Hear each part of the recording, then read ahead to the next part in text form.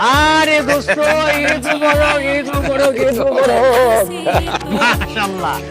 আরে দোস্ত, কি? পুরা তো বাংলাদেশের ফ্ল্যাগ পিনতে ফেলেছ, লাল আর সবুজ। মাশাআল্লাহ, তোরও কিন্তু মাশাআল্লাহ সুন্দর লাগছে। আরে কিসে সুন্দর লাগছে। তোমরা এমন ভাবে কোলাকুলি করতেছো, মনে হইতেছে যেন স্কুলের বন্ধু। আরে স্কুলে আমরা যে ভয়ানক ছিলাম এক একজন। আরে ওর কথা কি বলবো, পুরা গ্রাম কিন্তু সে মাথায় তুলতো, আর পুরা গ্রামের আম গাছ থেকে আম চুরি করে খায়। ও, আর তুমি সাধু আছিলা না? পুরানো কথা বলতেছো, তুমি তো খাইটা খালি। হ্যাঁ, তো সহজে গেছিলাম তো। ওয়ালাইকুম আসসালাম, কেমন আছো বাবা তুমি?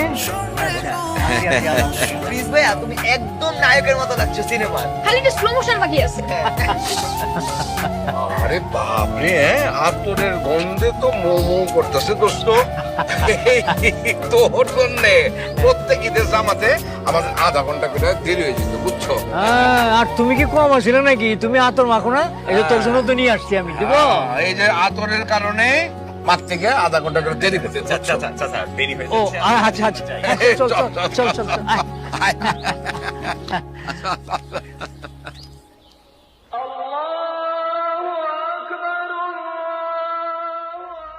চাচি, আপনার হাতের সেমাই আমি কোনোদিনও ভুলতে পারবো না।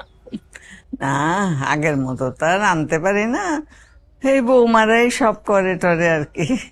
তারপর আপনি যখন রান্না করেন সেই সেমাইয়ের গন্ধটাই অন্যরকম। মানে কত বছর পরে একসাথে নামাজ পড়লাম নাকি? কত বছর গু? 1 বছর তো হয় না। ওই যে চলে আসছে সবাই। কতদিন পরে বললাম মানে? আসো আসো প্রিন্স, আসো আসো, তুমি যাও, এখানে বসো। ঈদ মোবারক।